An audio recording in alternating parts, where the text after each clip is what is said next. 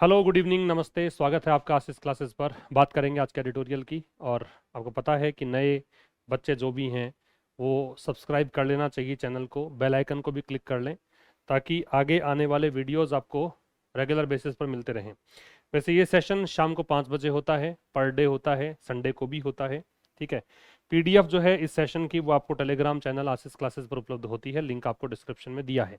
Link दिया है आशीष classes application का भी, तो एंड्रॉयड वाले बच्चे भी एक्सेस कर सकते हैं और आईफोन जिनके पास है ना, वो भी यूज़ कर ये जो हमारे कोर्सेज में एक्सेस कर सकते हैं।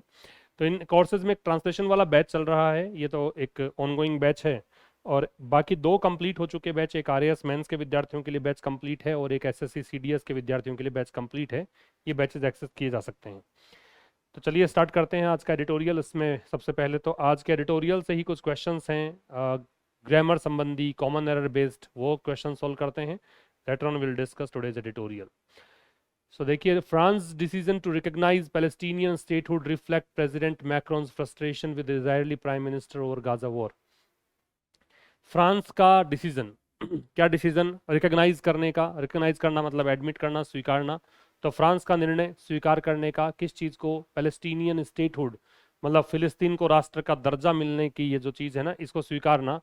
ये रिफ्लेक्ट करता है। रिफ्लेक्ट कौन करता है? देखिएगा, रिफ्लेक्ट करता है ये डिसीजन। डिसीजन है सिंगुलर सब्जेक्ट, तो वर्ब भी कैसी आएगी? Singular verb. और सिंगुलर वर्ब आएगी तो रिफ्लेक्ट्स आएगा, एस जुड़ेगा। ये दर्शाता है क्या? प्रेसिडेंट मैक्रोन की फ्रस्ट्रेशन। फ्रस्ट्रेशन का मतलब ऐसे कुंठित होना होता है, लेकिन यहाँ पे इसका मतलब डिससेटिस्फेक्शन है, अनोयंस है। तो ये खींच दर्शाता है, ये असंतुष्टि दर्शाता है इजराइल के प्रधानमंत्री के साथ गाजा वॉर को लेकर। दूसरा सेंटेंस है 147 यूएन मेंबर्स, 147 जो यूएन देश हैं जिसमें भारत और चाइना शामिल हैं, हैज ऑलरेडी रिकॉग्नाइज्ड। 147 देशों की बात है। इंक्लूडिंग जो होता है वो प्रेपोजिशन होता है, और इंक्लूडिंग प्रेपोजिशन है तो निश्चित रूप से आगे वाले जो शब्द होंगे वो क्या होंगे? ऑब्जेक्ट होंगे। प्रेपोजिशन के बाद में क्या लगता है? एक ऑब्जेक्ट लगता है। तो इसका मतलब यहाँ पे सब्जेक्ट हो गया 147 यूएन मेंबर्स। इसको देखकर वर्ब चाहिए, तो ये हैज से काम नहीं चलेगा। प्लूरल सब्जेक्ट है तो वर्ब भी कैसी चाहिए? प्लूरल वर्ब चाहिए। यहाँ करिए हैव। तो 147 जो यूएन मेंबर्स हैं जिसमें भारत और चाइना शामिल हैं, उन्होंने पहले ही रिकॉग्नाइज कर लिया है, उन्होंने पहले ही स्वीकार कर लिया है फिलिस्तीन को एक राष्ट्र के रूप में ऑफिशियल तौर पर। नंबर 3 कह रहा है पावरफुल वेस्टर्न नेशंस, जो शक्तिशाली पश्चिमी राष्ट्र हैं, हैव स्टॉप्ड टू ग्रांट। याद रखिएगा, स्टॉप और स्टार्ट जो वर्ब्स हैं इनके बाद में जेरेंड का प्रयोग हम करते हैं। कौन कौन सी वर्ब? स्टॉप और स्टार्ट, इसके साथ यूज क्या करते हैं? जेरेंड। और जेरेंड बोले तो क्या मतलब है? बेस फॉर्म के साथ आईएनजी, ये है जेरेंड का मतलब। ठीक है। तो यहाँ पे टू ग्रांट ना आके क्या आएगा? ग्रांटिंग आएगा। ये आंसर है। तो जो शक्तिशाली वेस्टर्न नेशंस हैं उन्होंने मतलब उन्होंने ऑफिशियल रिकग्निशन जो है पैलेस्टीन को देना, इसको रोक दिया है। ठीक है। Spain, Ireland, Norway and Slovenia had recognised Palestinian independence last year. Last year, ये टेंस का क्वेश्चन है। लास्ट ईयर हो, प्रीवियस के साथ में कोई टाइम हो, लास्ट के साथ में कोई भी टाइम हो, लास्ट ईयर हो, लास्ट वीक हो, लास्ट डे हो, लास्ट नाइट हो, है ना। इन सब में पास्ट सिंपल लगता है, पास्ट सिंपल लगता है, तो हेड की हमें आवश्यकता नहीं है। और हेड की आवश्यकता नहीं है तो आपका आंसर क्या आ जाएगा? बी आ जाएगा। Mister Macron is likely to. Likely to का मतलब होता है संभावना होना। कई बच्चे ऐसे सोचते हैं कि लाइक का मतलब पसंद करना है, तो लाइकली का भी पसंद से मतलब होगा। बिल्कुल भी इसका कोई ताल्लुक नहीं है पसंद करने से, इसका मतलब है संभावना होना, possibly.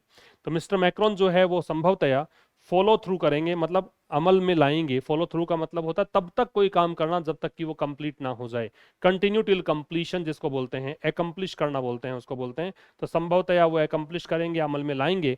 And France will become the firstly, firstly नहीं आएगा, फर्स्ट आएगा, क्योंकि यहाँ कंट्री नाउन है और नाउन के पहले आपको चाहिए एडजेक्टिव, और एडजेक्टिव होता है फर्स्ट। फर्स्टली एडवर्ब होता है, तो पहला G7 कंट्री बन जाएगा ऐसा करने वाला। तो यहाँ फर्स्टली के जगह फर्स्ट आपका आंसर है वो सी है। क्लियर है? ये तो अपने 5 क्वेश्चंस आज के एडिटोरियल से ही थे, कॉमन एरर बेस्ड क्वेश्चंस थे। अब हम डिस्कस करेंगे आज का सेशन।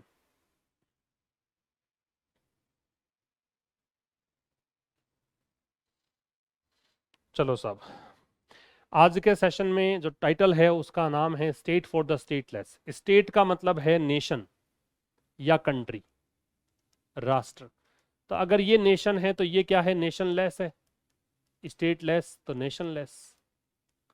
तो जो राष्ट्र विहीन है उसके लिए राष्ट्र, ये मतलब है स्टेटलेस, जो राष्ट्रविहीन है, विदाउट नेशन है, नेशनलेस है, उसके लिए स्टेट, उसके लिए राष्ट्र। किसको लेकर लिखा गया? फ्रांस और फिलिस्तीन का जो स्टेटहुड है, स्टेटहुड का मतलब नेशनहुड, स्टेट का मतलब जब नेशन मैंने कह दिया तो जहां हुड लग रखा है वहां हुड लगाओ, जहां लेस लग रखा है वहां लेस लगाओ। तो ये हो गया फ्रांस और फिलिस्तीन का जो राष्ट्र मतलब स्टेटहुड है, नेशनहुड है, राष्ट्र का दर्जा है, उसको लेकर लिखा गया है। आगे कह रहा है द वेस्ट, द वेस्ट का मतलब है वेस्टर्न कंट्रीज, जो पश्चिमी देश हैं, ये सब्जेक्ट है। इसकी वर्ब मस्ट फॉलो, इनको जरूर से जरूर फॉलो करना चाहिए, अनुसरण करना चाहिए। पश्चिमी देशों को जरूर से जरूर फॉलो करना चाहिए। ये जो मस्ट है वो ऑब्लिगेटरी स्टेटमेंट्स के लिए आता है, बाध्यता वाली जो चीजें होती हैं उनके लिए आता है। तो इनको जरूर से जरूर क्या करना चाहिए? अनुसरण करना चाहिए। किसका? फ्रांस का। फॉलो किसको करे? फ्रांस को। ये इसका ऑब्जेक्ट हो गया। किस चीज में? रिकॉग्नाइज करने में। इन प्रेपोजिशन है तो आगे आईएनजी लग गया। रिकॉग्नाइजिंग जो है इसका मतलब है एडमिट करना, इसी को आप कंसीड करना भी कह सकते हैं, स्वीकार करना, या इसे आप एक्सेप्ट करना भी कह सकते हैं। तो आईएनजी है तो एडमिटिंग, कंसीडिंग, एक्सेप्टिंग हो जाएगा। तो क्या चीज करने में? स्वीकार करने में। किस चीज को? फिलिस्तीन का जो नेशनहुड है, राष्ट्र दर्जा है, उसको। तो किसको लेकर लिखा गया है कि पश्चिमी देश जो हैं उनको जरूर से जरूर फ्रांस का अनुसरण करना चाहिए। किस चीज में? फिलिस्तीन का जो राष्ट्र का दर्जा है उसको स्वीकार करने के लिए। आगे देखिएगा विस्तार से। फ्रांस डिसीजन, फ्रांस का निर्णय, सब्जेक्ट हो गया। अब मुझे तो पता है सब्जेक्ट हो गया, इतना आदत पड़ गई है मुझे तो। बाकी आप देखेंगे आगे कि इसकी वर्ब कौन सी है। फ्रांस का निर्णय, फ्रांस यहाँ पे नाउन है, डिसीजन भी नाउन है, अपोस्ट्रोफे दे रखा है तो ये जीनिटिव केस है ना, संबंध कारक है। तो फ्रांस का निर्णय, क्या निर्णय? रिकॉग्नाइज करने का। रिकॉग्नाइज का मतलब वही है जो ऊपर लिखा है, एडमिट है, कंसीड है, एक्सेप्ट है। स्वीकार करने का। किस चीज को स्वीकार करने का? Palestinian statehood. पैलेस्टीनियन जो है वो प्रॉपर एडजेक्टिव है भाई। जो नाम होते हैं जनरली वो प्रॉपर नाउन होते हैं और उस नाम से ही एडजेक्टिव बनाते हो तो उसको प्रॉपर एडजेक्टिव बोलते हैं। तो फिलिस्तीन से बना है, पैलेस्टीन से बना है, इसका नाउन जो है वो पैलेस्टीन होगा। ये नाउन है, प्रॉपर नाउन।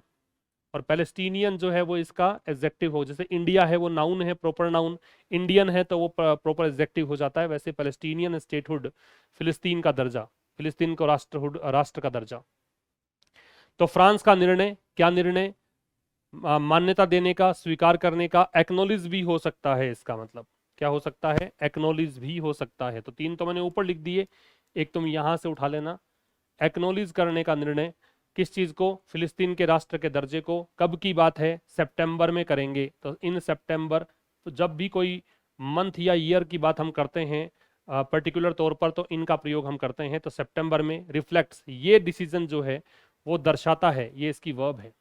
ये डिसीजन दर्शाता है, ठीक है। रिफ्लेक्ट करता है। रिफ्लेक्ट होता क्या है? तो रिफ्लेक्ट का मतलब है डिस्क्लोज करना, या रिफ्लेक्ट को आप कहेंगे एग्जिबिट करना, या रिवील करना, दर्शाना। ये दर्शाता है क्या? President Emmanuel Macron's deep frustration, राष्ट्रपति इमैनुअल मैक्रोन का जो बहुत ज्यादा, इस डीप का मतलब है स्ट्रॉन्ग, बहुत ही ज्यादा, बहुत ही इंटेंस, ठीक है। इस फ्रस्ट्रेशन का मतलब है डिससेटिस्फैक्शन, असंतुष्टि, डिससेटिस्फैक्शन, या इसे आप अनोयंस कह सकते हैं, खीज, चिढ़ या असंतुष्टि। किसके साथ? इजराइल के प्रधानमंत्री बेंजामिन नेतान्याहू के साथ। किसको लेकर? ओवर डिटरमिन, ये प्रपोजिशन है, इसका मतलब है रिगार्डिंग। किसको लेकर? इस संबंध में। ऑनगोइंग, ऑनगोइंग का मतलब है कंटिन्यूइंग, जो चल रहा है, कंटिन्यूइंग। या आप इसे कहेंगे परसिस्टेंट, जो चल रहा है, या करंट भी कह सकते हैं, वर्तमान में जो युद्ध चल रहा है।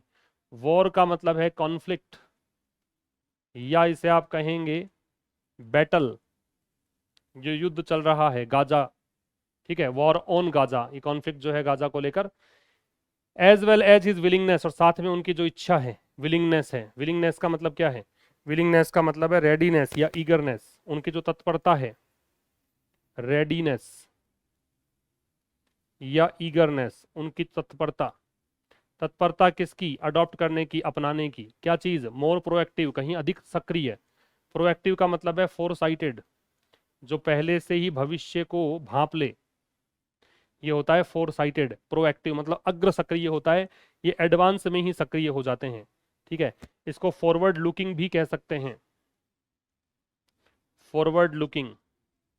कंस्ट्रक्टिव का मतलब होता है रचनात्मक, ठीक है, कंस्ट्रक्टिव का मतलब है रचनात्मक। अप्रोच का मतलब कोई भी पहल मान लीजिए, कोई भी मेथड मान लीजिए, कोई भी स्ट्रेटेजी मान लीजिए, ठीक है। कंस्ट्रक्टिव को यहाँ पे आप प्रोडक्टिव कह सकते हैं, प्रोडक्टिव कह दीजिए, या इसको आप हेल्पफुल कह सकते हैं, जो फिलहाल इसके कॉन्टेक्स्ट के अकॉर्डिंग अर्थ निकल रहा है। अप्रोच का मतलब है मेथड या वे, तरीका। टुवर्ड्स प्रेपोजिशन है, इसका मतलब को लेकर या की ओर, किसको लेकर, finding a durable solution. Finding मतलब चूंकि प्रेपोजिशन था तो इसलिए आईएनजी लग गया।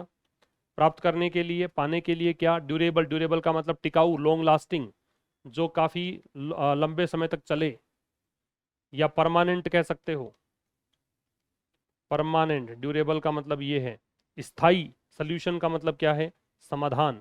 इसको आप स्टेबल भी कह सकते हो, इसको आप एंड्योरिंग भी कह सकते हो।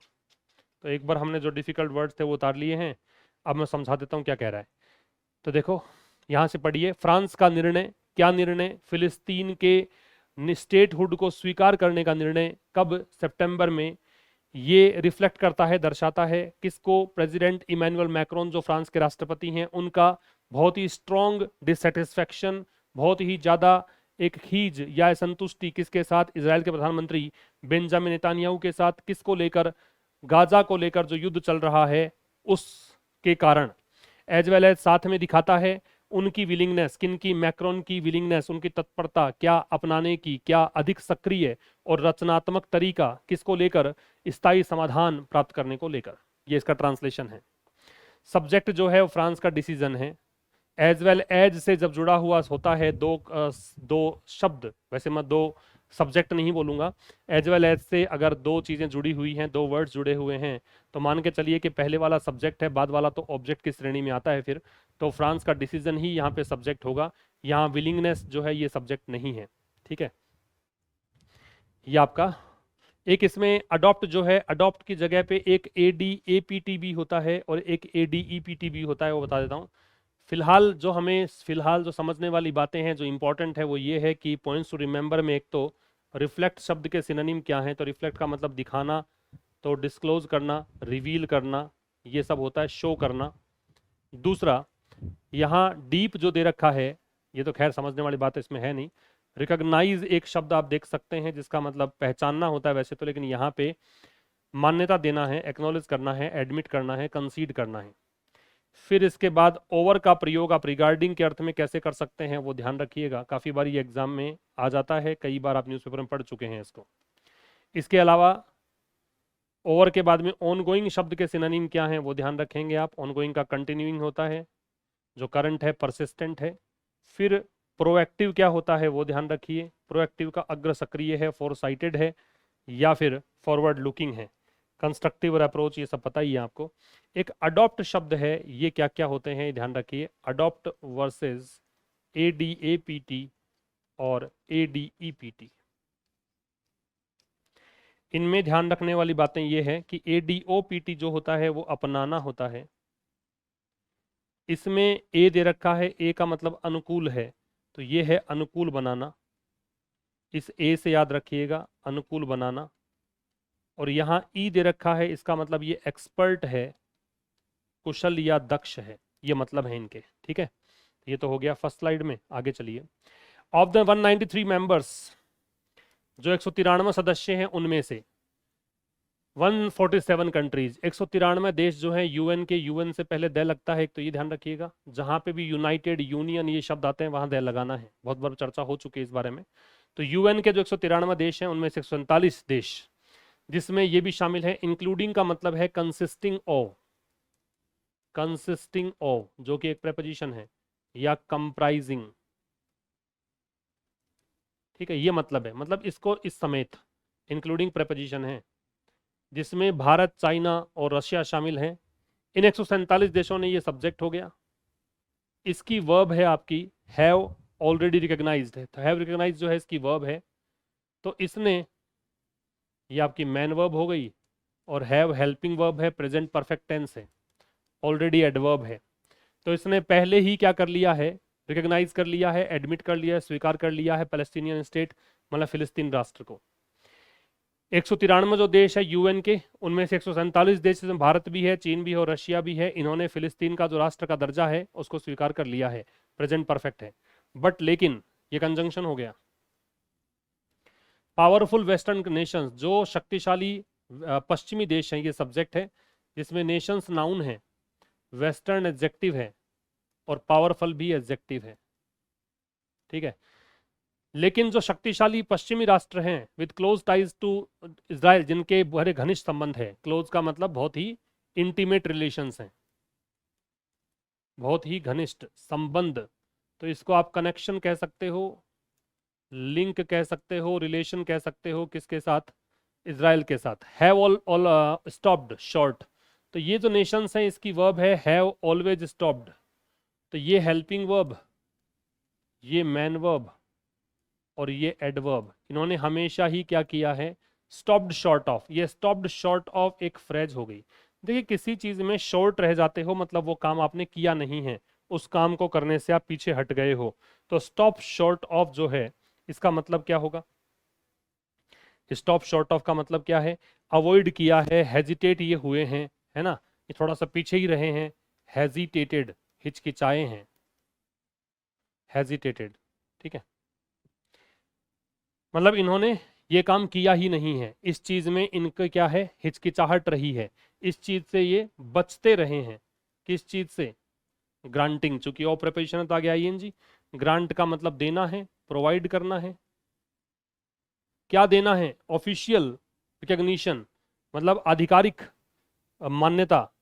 इवन इफ का मतलब यहां पे है ऑल दो या दो, ऑल दो या दो, यद्यपि। प्रोफेसिंग, इसको प्रोफेस नहीं बोलते, प्रोफेस बोलते हैं। प्रोफेस का मतलब है स्वीकार करना। ठीक है, प्रोफेसिंग सपोर्ट मतलब सपोर्ट देना, सपोर्ट स्वीकार करना, इसकी दावा करना। तो क्लेम या असर्ट इसका मतलब होता है प्रोफेस का। तो ये दावा करते हैं कि हम सपोर्ट करते हैं किस चीज का? टू स्टेट सोल्यूशन का, दो देशों के हल का। टू स्टेट सोल्यूशन को लेकर ये सपोर्ट करने का दावा करते हो, यद्यपि फिर भी ये इस चीज से हिचकिचाते रहे हैं। ठीक है, आगे एक बार फिर समझ लीजिए इसको। बट से लेकिन जो पावरफुल वेस्टर्न नेशंस हैं, जिनके बड़े घनिष्ठ संबंध इजराइल के साथ, वो हमेशा ही हिचकिचाते रहे हैं किस चीज में? आधिकारिक मान्यता देने में। यद्यपि ये दावा करते रहे हैं सपोर्ट का। सपोर्ट किस लिए? टू स्टेट सोल्यूशन के लिए। क्लियर है? पॉइंट्स टू रिमेंबर में एक तो यूएन से पहले द आएगा, ये ध्यान रखेंगे आप, यूनाइटेड नेशंस। दूसरी इंपॉर्टेंट बात है कि इंक्लूडिंग जो है वो प्रेपोजिशन होता है, और इंक्लूडिंग के मतलब मैंने आपको यहाँ पे दो इसके सिनोनिम्स लिख के दिए हैं, एक कंप्राइजिंग, एक कंसिस्टिंग ऑफ, ये ध्यान रखेंगे। इसके अलावा ऑलरेडी जो होता है ना वो प्रेजेंट परफेक्ट के लिए यूज करते हैं, मतलब परफेक्ट के लिए यूज करते हैं, ऐसा समझ लो। पास्ट परफेक्ट के लिए भी आता है। ऑलरेडी अगर आता है तो इसमें परफेक्ट लगता है, पास्ट परफेक्ट भी आ सकता है, प्रेजेंट परफेक्ट भी आ सकता है, वो कॉन्टेक्स्ट पर डिपेंड करेगा। स्टॉप शॉर्ट ऑफ क्या है? तो स्टॉप शॉर्ट ऑफ जो होता है इसका मतलब होता है किसी चीज में हिचकिचाना। फिर इवन इफ क्या होता है? इवन इफ का मतलब ऑल दो या दो होता है, यद्यपि। फिर प्रफेस क्या होता है? प्रफेस शब्द है, इसका मतलब है स्वीकार का, मतलब दावा करना, क्लेम या असल्ट। ठीक है, ये कुछ चीजें याद रखने योग्य हैं। आगे आइए। But this position began to shift, लेकिन ये जो पोजीशन है, ये जो स्थिति है, ये बदलना शुरू हो गई। ये कंजंक्शन हो गया। दिस पोजीशन सब्जेक्ट है, इसमें दिस है वो डेमोन्स्ट्रेटिव एडजेक्टिव है, पोजीशन नाउन है। तो ये जो स्थिति है ये शुरू हो गई, बिगिन की सेकंड फॉर्म है। बिगिन, बिगेन और बिगन, ये बनती है तीनों फॉर्म्स। ये शुरू हो गई बदलना। After the Gaza war in October 23, October में गाजा युद्ध हुआ था, उसके बाद ये बदलना शुरू हो गई। तो ये सब्जेक्ट है, ये वर्ब हो गई इसकी। विद मोर यूरोपियन कंट्रीज, इसमें जो अधिक जो यूरोपीय देश थे, टेकिंग फॉर्मल स्टेप्स, चूंकि विद प्रेपोजिशन आ रहा है तो इसका असर देखो इतना दूर भी देखने को मिल रहा है। टेकिंग बेस फॉर्म के साथ आईएनजी, प्रेपोजिशन के साथ आईएनजी आता है। अब ये कैसे बदलने शुरू हो गई? इसके साथ कि यूरोपियन देश, अधिक यूरोपियन देश जो हैं वो औपचारिक कदम उठाने लगे टुवार्ड्स इट्स रिकॉग्निशन, इसके मतलब फिलिस्तीन के मान्यता को लेकर, इसको स्वीकार करने को लेकर। टुवार्ड्स प्रेपोजिशन हो गया। ठीक है, अगर मैं इस सेंटेंस में पूरे शब्दों का वर्णन करूं तो देखो, बट कंजंक्शन है, दिस डेमोन्स्ट्रेटिव एडजेक्टिव है, ये नाउन है, बिगेन वर्ब है, टू शिफ्ट इन्फिनिटिव है, आफ्टर यहाँ पे प्रेपोजिशन है, इस प्रेपोजिशन के बाद द डिटर्मिनर है, गाजा वॉर नाउन है, इन प्रेपोजिशन है, अक्टूबर 2023 ये नाउन हो गया। फिर विद प्रेपोजिशन है, इसके बाद मोर ये एडजेक्टिव होता है वैसे, डिटर्मिनर मान लीजिए। यूरोपियन कंट्रीज में कंट्रीज नाउन है, यूरोपियन एडजेक्टिव है, और डेमोस ये प्रॉपर एडजेक्टिव है, यूरोप से बना है। टेकिंग विद प्रेपोजिशन के बाद जेरेंड लग गया आईएनजी। फॉर्मल स्टेप्स में फॉर्मल एडजेक्टिव है, ये नाउन है। टुवर्ड्स प्रेपोजिशन है, ये पजेसिव एडजेक्टिव है और ये नाउन है। आगे कह रहे हैं लास्ट ईयर, पिछले साल। ये लास्ट ईयर जहां भी आएगा इसका मतलब सेकंड फॉर्म का प्रयोग हम करेंगे अगर जरूरत पड़ेगी तो। ये पास्ट इंडेफिनिट को दर्शाता है तो ये एडवर्ब हो गया। पिछले वर्ष हुआ ये कि स्पेन, आयरलैंड और नॉर्वे और स्लोवेनिया, ये 4 राष्ट्र ये सब्जेक्ट हो गए। इन्होंने रिकॉग्नाइज किया, इन्होंने स्वीकार किया फिलिस्तीन की इंडिपेंडेंस को। इंडिपेंडेंस का मतलब ऑटोनॉमी मान लो, इसकी स्वायत्ता को, इसकी संप्रभुता को, सॉवरेनिटी मान लो। और ये सॉवरेनिटी की स्पेलिंग भी इंपॉर्टेंट है, याद रखिएगा, ठीक है। तो इसको स्वीकार किया। पिछले वर्ष स्पेन, आयरलैंड, नॉर्वे, स्लोवेनिया ने फिलिस्तीन के इंडिपेंडेंस को स्वीकार किया। If mister Macron follow through का मतलब होता है एकम्प्लिश करना, एकम्प्लिश कह दो या कंटिन्यू टिल कंप्लीशन कह दो। मतलब जब तक कि कंप्लीट ना हो जाए तब तक आप कोई काम जारी रखते हो या अमल में लाते हो। तो यदि मिस्टर मैक्रोन जो हैं, जो कि राष्ट्रपति हैं फ्रांस के, ये फॉलो थ्रू करते हैं, यदि इस चीज को कंप्लीट करते हैं, मतलब ये जो कहा है ना कि हम रिकॉग्नाइज करेंगे, सितंबर भी आने वाला है, अगर ये बात को कंप्लीट कर लेते हैं तो ये देखो फर्स्ट कंडीशनल सेंटेंस है। ये सेंटेंस कौन सा है? फर्स्ट कंडीशनल सेंटेंस है। फर्स्ट कंडीशनल सेंटेंस में होता क्या है कि एक तरफ इफ के साथ वर्ब की फर्स्ट फॉर्म या उसमें एस या ईएस आ जाता हो, तो दूसरे साइड विल, शैल, कैन या मे ये आता है, इसके साथ बेस फॉर्म। ये फर्स्ट कंडीशनल सेंटेंस है, याद रखिएगा। तो जैसे यहाँ फर्स्ट फॉर्म आ रखी है इफ के साथ, तो यहाँ विल के साथ बेस फॉर्म आ रही है। तो यदि मिस्टर मैक्रोन जो हैं वो फॉलो थ्रू करते हैं, इस चीज़ को पूरा कर लेते हैं, तो फ्रांस जो है वो पहला G7 मेंबर होगा, मेंबर नेशन होगा। G7 जो ग्रुप है उसका पहला। फर्स्ट, सेकंड, थर्ड, फोर्थ ये सब ऑर्डिनल नंबर होते हैं, संख्या बता, मतलब ये सीक्वेंस बताते हैं। फर्स्ट, सेकंड, थर्ड, फोर्थ ये सब, इनसे पहले द लगता है। तो ये पहला G7 मेंबर नेशन होगा ऐसा करने वाला, है ना। ये पहला ऐसा मेंबर होगा जिसने ऐसा किया हो। आगे चले तो इसमें समझने वाली बातें कौन कौन सी थी। एक तो यहाँ पे काम की बात, एक तो फॉलो थ्रू दे रखा है, ये एक फ्रेजल वर्ब है, इसका मतलब कंप्लीट करना है। दूसरा, ऑर्डिनल नंबर से पहले द लगता है, ये आप ध्यान रख लें। ऑर्डिनल नंबर से पहले द का प्रयोग किया जाता है। और तो कुछ खास इसमें था नहीं, इंडिपेंडेंस के सिनोनिम खैर देख सकते हो आप। नेक्स्ट कह रहा है सच अ मूव। अब सच की कहानी बताई थी मैंने पिछले सेशन में भी कि सच के बाद या तो नाउन ही प्लूरल आता है, या फिर अगर सिंगुलर काउंटेबल नाउन है तो ए या एन आता है। तो ऐसा कोई भी मूव जो है may not have an immediate, हो सकता है, मे पॉसिबिलिटी बताने के लिए यूज करते हैं कि हो सकता है कि इसका तत्कालिक या तुरंत इमीडिएट कोई प्रभाव ना पड़े, ठीक है। डायरेक्ट मतलब सीधा इम्पैक्ट, प्रभाव। इम्पैक्ट जब नाउन हो तो उसके साथ ऑन लगता है, किस चीज को लेकर? पीस प्रोसेस, शांति प्रक्रिया को लेकर। तो ऐसा कोई भी मूव जो अगर उठाया जाएगा तो इससे तुरंत ही प्रभाव पड़ जाएगा, प्रत्यक्ष प्रभाव पड़ेगा शांति प्रक्रिया पर, ऐसा शायद नहीं हो, ये संभावना है। तो यहाँ पे सच ए मूव सब्जेक्ट हो गया, मे नॉट हैव वर्ब हो गई, एंड डिटरमिनर हो गया। इमीडिएट डायरेक्ट जो है वो एडजेक्टिव है, इमीडिएट भी एडजेक्टिव है, डायरेक्ट भी एडजेक्टिव है। इम्पैक्ट है वो नाउन है, ठीक है, ये लिख दिया मैंने नाउन, इम्पैक्ट नाउन हो गया। On preposition the determiner peace process, compound noun है क्योंकि पीस भी नाउन है, प्रोसेस भी नाउन है। दैट मोर वेस्टर्न कंट्रीज, अब देखो मोर वेस्टर्न कंट्रीज से स्टार्ट करो, ये सब्जेक्ट है। अधिक जो पश्चिमी यूरोपीय देश हैं, आर ये वर्ब है। नाउ रेडी, अब तैयार हैं, to take irreversible measure. Irreversible का मतलब है जो कि अब पीछे नहीं हटने वाले, मतलब रिवर्स नहीं हो सकते, एक बार बन गया तो बन गया, मतलब आप इसको वापस से रिवर्स नहीं कर पाओगे। तो फाइनल कह सकते हो, अनचेंजेबल कह सकते हो, अपरिवर्तनीय या अंतिम, या परमानेंट मान लो, स्थायी। और मेजर का मतलब होता है स्टेप, मतलब आप कोई कदम चलते हैं उसको बोलते हैं, या कोई कार्यवाही करते हैं, एक्शन लेते हैं, तो उसको हम मेजर्स बोलते हैं। तो कह रहा है कि अधिक वेस्टर्न यूरोपियन कंट्रीज जो हैं, पश्चिमी यूरोपीय देश हैं, अब वो तैयार हैं, किस लिए?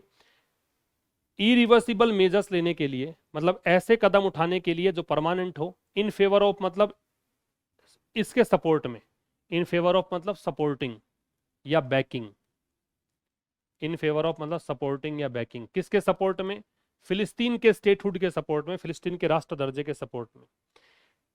अधिक वेस्ट पश्चिमी यूरोपीय देश अब तैयार हैं कि वो परमानेंट कदम उठाएं फिलिस्तीन के स्टेटहुड के फेवर में, इग्नोरिंग उपेक्षा करते हुए, इग्नोर का मतलब है नेग्लेक्टिंग, उपेक्षा करते हुए, इसको आप ओवरलुकिंग भी कर सकते हो, ओवरलुकिंग उपेक्षा करते हुए, किसकी? स्ट्रॉन्ग ऑपोजिशन, भी बहुत कड़ा प्रतिरोध है इस बात का, कड़ा विरोध है इस बात का, किस कहां से? तेल अवीव, तेल अवीव मतलब इजराइल, वॉशिंगटन मतलब अमेरिका। तेल अवीव वैसे राजधानी नहीं है इजराइल की, इजराइल की राजधानी तो जो एक प्रोक्लेम्ड राजधानी है वो तो जेरूसलेम है, लेकिन ये सबसे बड़ा शहर है वहां पे, इकोनॉमी का केंद्र है, इसलिए इसको यूज किया गया है। तो ये तो इजराइल और ये हो गया यूएस, अमेरिका। तो इससे जो कड़ा प्रतिरोध है इसकी उपेक्षा करते हुए ये पूरी चीज जो है ना, इसके लिए दैट आ रहा है। अब दैट सब्जेक्ट है, ये उस पूरे स्टेटमेंट के लिए है। इसकी वर्ब है मार्क्स, मार्क्स का मतलब है दिखाता है, चिन्हित करता है, मतलब सिग्नल या इंडिकेट्स, मतलब ये दर्शाता है क्या? अ क्लियर चेंज, की एक स्पष्ट बदलाव आया है।